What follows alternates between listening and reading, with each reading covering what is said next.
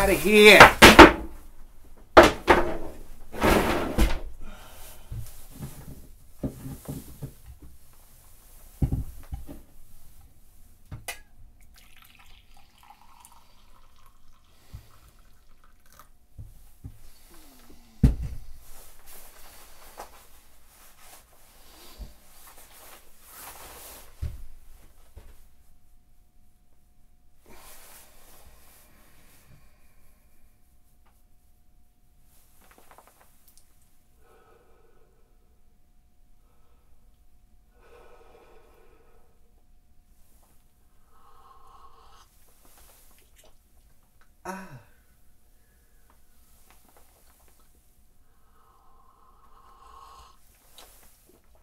Oh, that's good.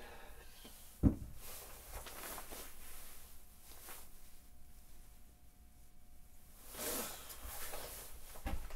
my God.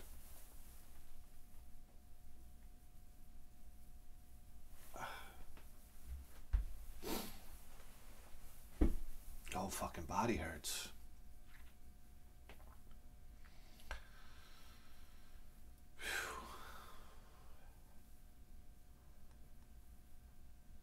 Whole body hurts. Ba bum bum, ba ba bum bum, ba ba bum bum.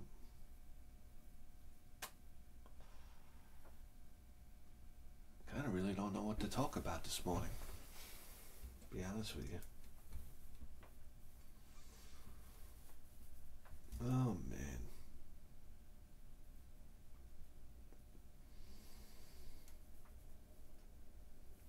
Springtime's here. Warm weather on the way.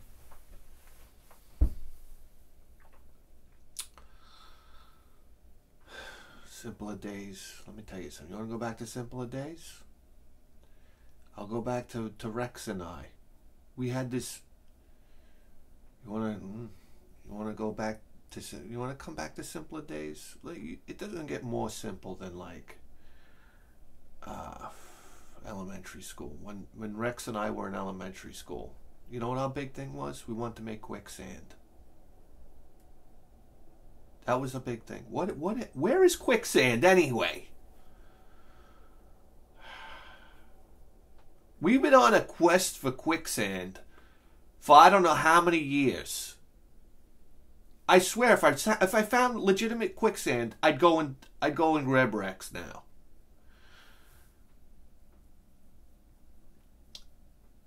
The story of Rex, you know, you guys aren't going to believe it. I don't know if I even should tell it. I can't talk about this.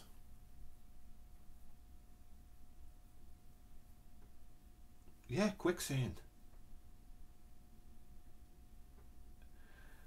I would go and grab Rex and in a heartbeat. If I found quicksand today, I'd be knocking on Rex's door tomorrow. Come on.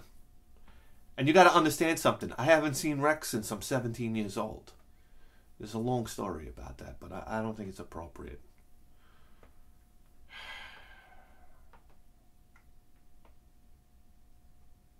It might even be worse than Billy, to be honest with you. But if I found quicksand tomorrow, I'd go find Rex. I'd say, come on, buddy, let's go. I found quicksand. That's all I'd have to say to him. He'd be like, all right, he'd get his overcoat on. Let's go. No matter what's happening in his life, right? Could be the CEO of Amazon. Right? Hey, Rex, I found quicksand. I'll meet you in 5 minutes. Click. Shut down production.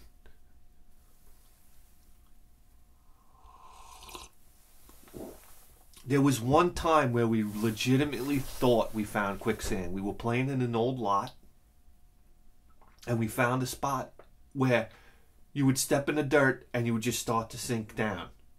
And we were so scared of it, and we didn't tell anybody either. Like, oh, you finding quicksand was like finding an alien. In fact, we called it alien because we didn't know what it was.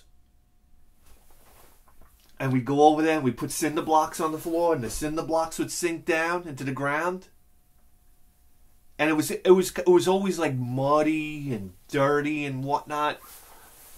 We're like, that's it, we found quicksand. So we turned out, after horsing around with it enough and getting brave enough to step on it and whatnot, we found out somebody buried, like, I don't know if they buried it, how it ended up there. It was like a big block of foam. Like a foam pillow or something. I don't know what it was. Or a foam mattress. They chucked it in the ground. And that's what it was. It was like the foam was going down. You would step on it and the foam was going down. And it was covered with dirt, so you didn't know. It was fucking quicksand. When we found out it was foam, it was so fucking disappointing. God. We thought we had something. I don't know. What are we talking about?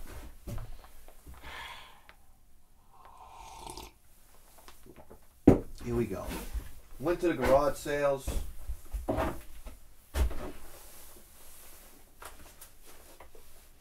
You know what?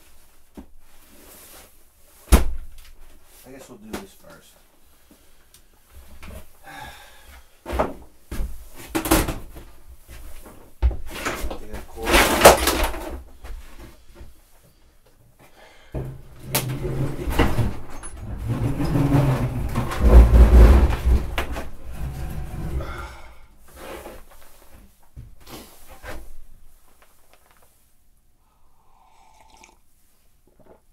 Went to this one garage sale right on Pecan Street.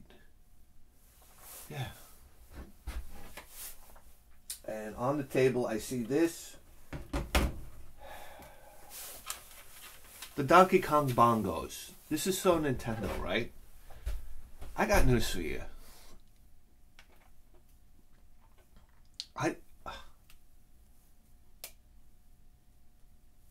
Nintendo should make a big hoop that you plug into your console that you jump through. All right, I'm not down. Listen, I know you Nintendo guys, you're in love with this stuff. And from what I hear, this is a pretty fun little thing, right? I don't know. But I ain't hitting no bongos. I'm playing video games here. I don't want to hit a bongo. I don't want to waggle controllers around. All right, Nintendo? I don't want to do it. But from what I understand, it's a fun game. I don't know, you sit there, you hit the bongos, right?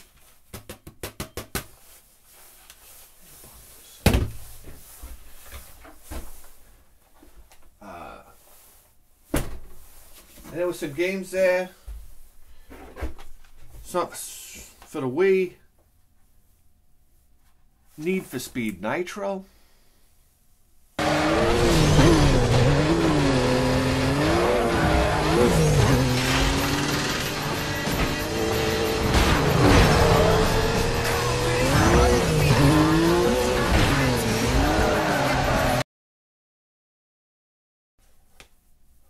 This is interesting. Atlas. We found this game before, right? Yeah. Yeah. Trauma Center, Second Opinion.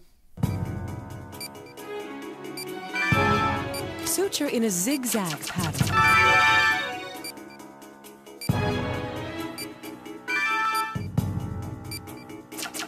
You did very well. I'm guessing you're gonna perform surgery with these with the Wii controllers. I don't know. I like that concept. As long as it's super gory. You understand? I want to cut open somebody, like cut somebody's liver out. Oh yeah.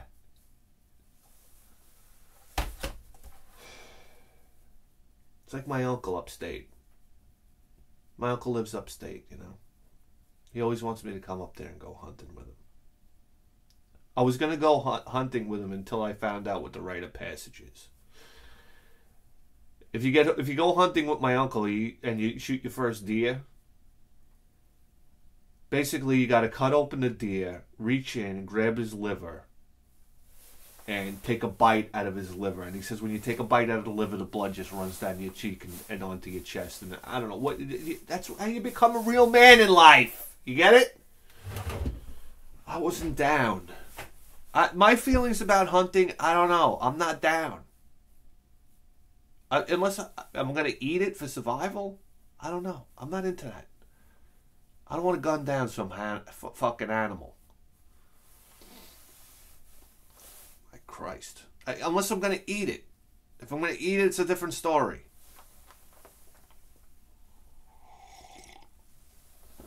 But these guys upstate, they're nuts. They're nuts. One guy, he shot a bear in the ass with an arrow. And then the bear went into town and just started fucking everything up. That's one pissed off animal, bro. It started like ripping the vinyl siding off of people's houses and shit like that. Tearing the fucking chimney down. Listen, I stay out of the wilderness. And I don't go into the wilderness without a gun. Are you kidding me? If I'm going camping upstate, I got news for you. I got a 45 on my hip. The gun barrel's dragging on the floor. It's so big. All right? I'm carrying around a fucking cannon. You got it? God almighty, I'm going to be armed to the teeth if I go out into the wilderness. There are things out there that'll fuck you up, Jack. Yeah. Please. Please. And we're only in America. If I'm in a jungle, I'm not going into a jungle without a machine gun. Sorry. Boa constrictors hanging down from the ceiling. Oh my Christ. Bugs. Yeah, but please, please. I was talking to my old man the other day. He's telling me about it, talking about walking patrols in Vietnam and knocking into a fucking... They have these ants in Vietnam that you can arm wrestle with. A bit, you could walk and the ants would take leaves, these big, like, you know... Everything's big in the jungle. Like, the vegetation's huge. You know, there are those big leaves. You know what I want to do in the jungle? I always wanted to cut the branch where the water comes out. Can we do that? Every time I got anywhere in the wilderness, I just wanted to cut that one branch that was like a garden hose with water. Ah! Refreshing. That's all I want to do in the jungle. Remember in Predator, you cuts that vine and the water comes out. It's like, oh man, the earth provides. I'm in. Get that fucking water out of that thing. Anyhow. Yeah. So you know those big leaves in the jungle? For somehow, some way, the ants would glue the leaves together into a big nest. So it's perfectly camouflaged. You can't even see it. And next thing you know, you walk into these leaves, and boom, 1,000 of these ants would fall on you. And they had the big pincers that would grab onto you, and they would bite you, and they wouldn't let go. He said you'd have 5 of these, and take a stick. 5 of these ants would grab onto a stick, and you'd put it under water, and the ants would drown before they would let go of the stick. How would that ruin your day? 1,000 of those things just dropping onto your head.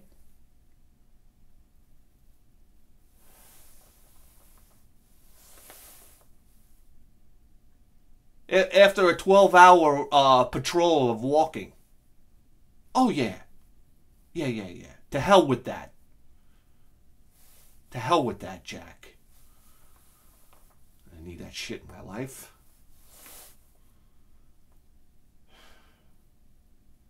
What are we talking about here? Surgery?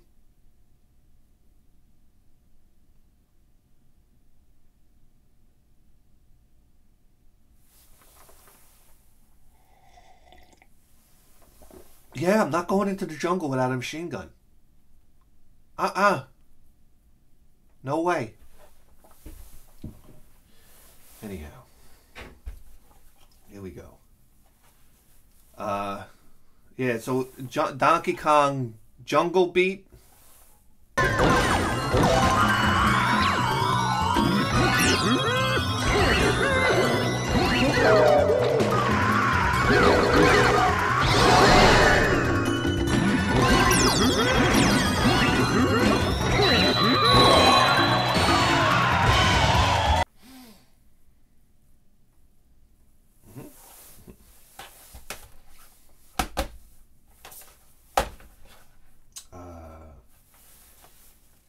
Samba de Amigo Sega game.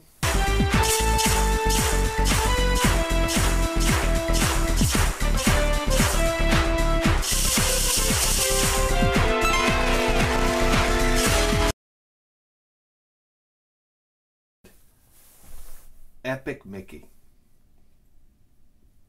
I still remember when Epic Mickey came out. What year was this?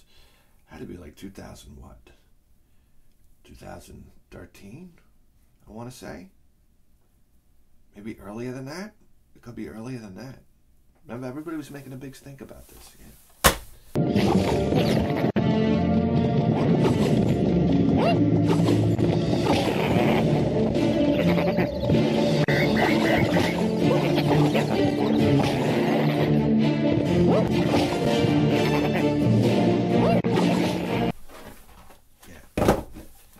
So, I mean, you want to talk about... But this is interesting. I mean, Atlas, what are you going to do? Anything about modern medicine. I was watching a podcast the other day. They were talking about... they had a woman on who was like a medical historian. She's talking about surgeries back in the 17th century, 1700s, like in London. They used to have like any little thing and they wanted to amputate a limb. You could have like you break your leg, they amputate. If you had a compound fracture, because it was like instant infection and you just die. They used to think gunpowder was poisonous, so if you got shot, wherever you got shot, they had to remove something. And there's no anesthesia. And the worst part about it is they'd bring you to a place called the theater, which was like where they would perform the surgery. And it was like a fucking auditorium. And people would pay tickets to come watch you get your leg amputated. Yeah. This is how you know people are like the scum of the earth. You want to know why? This is just like rubbernecking.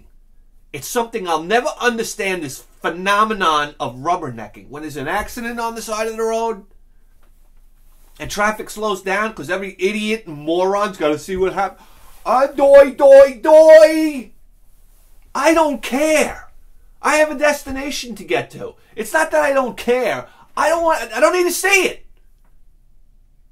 How does it benefit me to see what's going on over here? You don't understand how maddening it is? Especially here in Long Island when you're in a fucking southern state. Oh my God, and traffic comes to a grinding halt because every idiot that drives by's got to look. I'm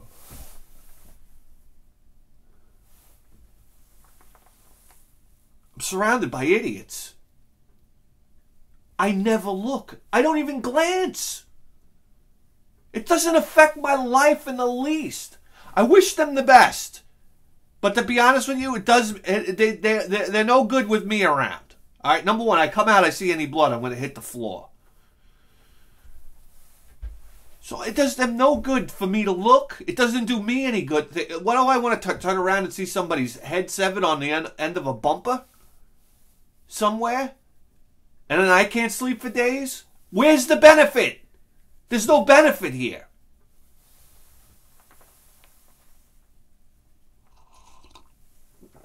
So these people would pay to come down and watch some... Listen, I understand back in the Wild West you wanted to go see a hanging, right? Hey, who doesn't want to see some dirtbag hang for something that he's done? I mean, I'd go there and watch him hang. I'd say, hey, buddy. No. So what? You want to watch a hanging? Whatever. I still wouldn't watch the hanging. I don't need to see it. It's too dark for my subconscious mind. I don't need anybody irritating my subconscious mind. It's delicate enough as it is. You want to watch a fucking hanging?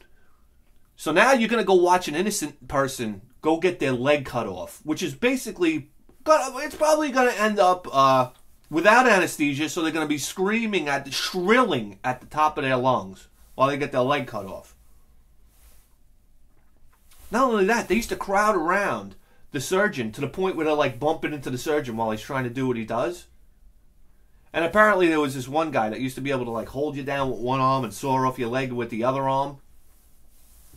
And he could do it in like the fewest amount of strokes. And almost inevitably you die of post-operative infection. Because they didn't know anything about fucking germs. The surgeons were... You were a highly regarded surgeon the more blood you had on your apron. They never used to wash their apron. What? If they weren't washing their apron, they probably weren't washing their instruments either. Like, what was the need? I heard they would perform one surgery after the other, not even washing equipment. Like, what the fuck, man? It's like, you're dealing with people that were like, oh my God. One guy had a cyst growing on his face, and it got to the point where he couldn't breathe anymore. So they told him basically, if we cut this thing out, you're going to die. But then it got to the point where the cyst was growing so big that it was cutting off his oxygen. So he's going to die anyway. So they're like, oh, doc, cut it out. You're sitting there cutting a cyst. How do you just sit there, no anesthesia, while somebody's cutting into your face? Cuts this cyst off and it just like flops out onto the floor. Oh, great. Hey, doc, what do we do with this gaping hole now? Huh? Can you stick the hand that you were just picking your nose with in there and, gauze it up? What they use, like hay from a fucking... Stick some hay from the bottom of the fucking barn in there. Why don't you? Where a cow just took a dump. Yeah, we just seal that with some dirt and mud.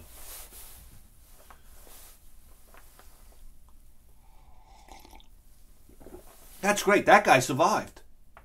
Oh yeah, he survived. What a story to tell at the bar. I'll tell you that right now. A sip of coffee for getting a cyst hacked off your face. Please. Oh yeah.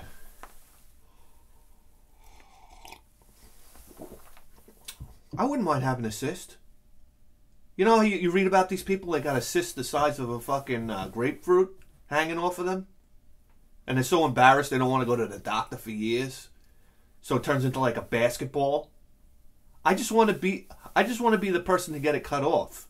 Like, oh my God, you must come out of the hospital like, woo! Yeah! Let's go to IHOP. It must feel great to get it off. I'd keep it. I'd tell you right now, I'd keep it. Oh yeah, buddy. It'd be hanging up somewhere in the house. Yeah. Centerpiece on the kitchen table. Yep. I hang it from the ceiling. It'd be like the new Museum of Natural History, hanging from the ceiling, on what with wires.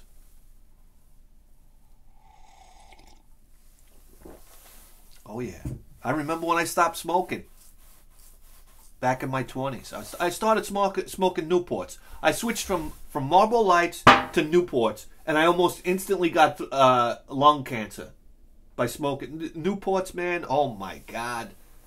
I had no problem with Marlboro Lights. As soon as I started smoking Newports, all of a sudden I was hacking up pieces of lung. You think I'm joking? One morning I woke up, it was like, and like I swear to Christ, a piece of lung came up like this. Excuse me.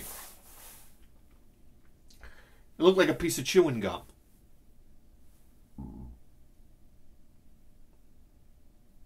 And I put it in a keychain.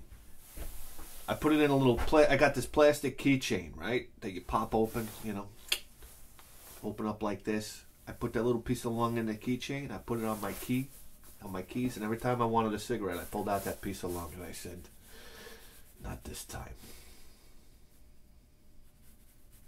Not this time. It dried up. It looked like a fucking cracker in there. A piece of cracker. Shaking around. Tink, tink, tink, tink, tink. I don't know. Alright. So, at the very same garage sale, you know, I got my fucking Donkey Kong bongos under my arm, and I'm looking around, and I hear this old guy, World War II hat on, a vet. He's looking through this pile of stuff, and he goes, "What is this? A movie script?" And right away, I'm like, the ears come up. He goes and he says just like this. I thought he was an actor. I thought it was somebody they hired to.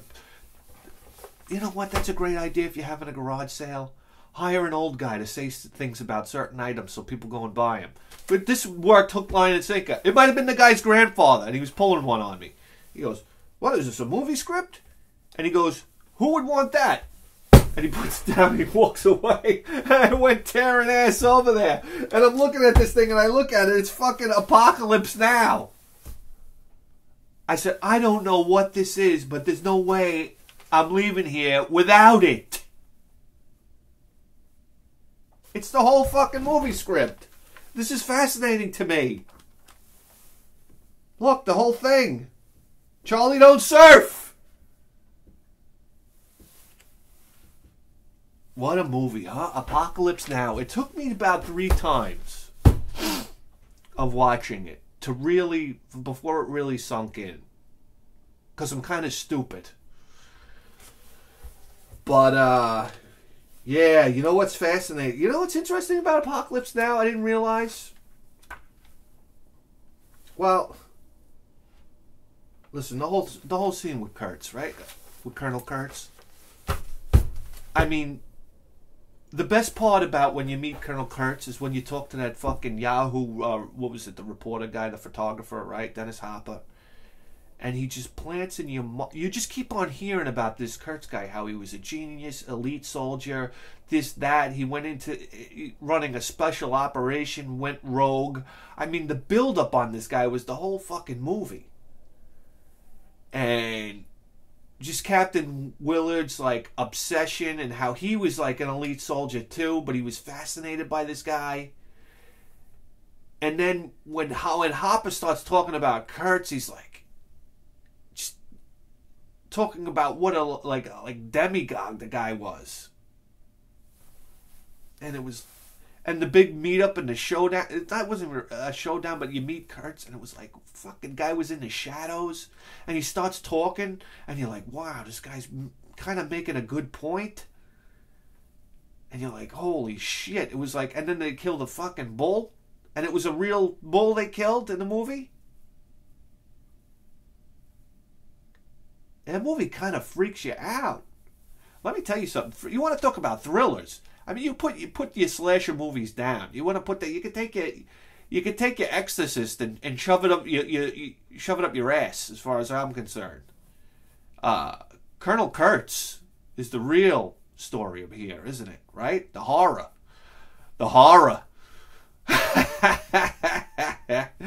Wow, that's a powerful movie, Jack. Oh yeah.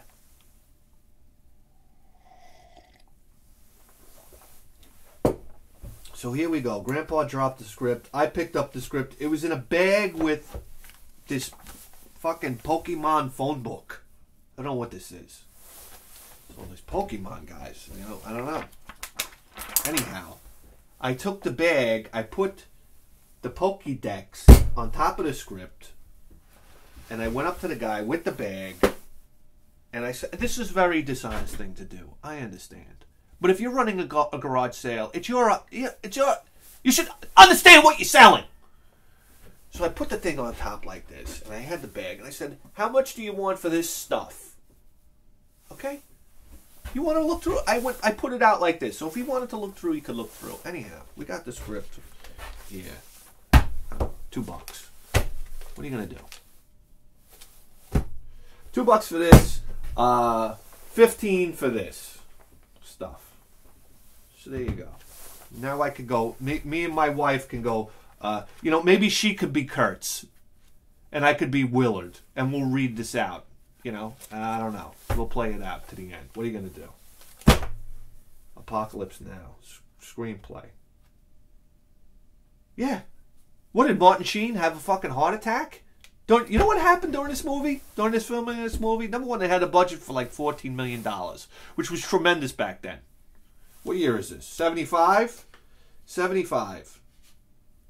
It wound up being a $30 million movie. Like a typhoon came through. They filmed it in the Philippines. A typhoon came through, wiped out the set. Right? What else? What else happened during this movie? This is like incredible stuff. Oh, what? George Lucas was the original director, and he passed it off to Francis Ford Coppola because he was working on some movie. What was it? Star Wars? An American Graffiti?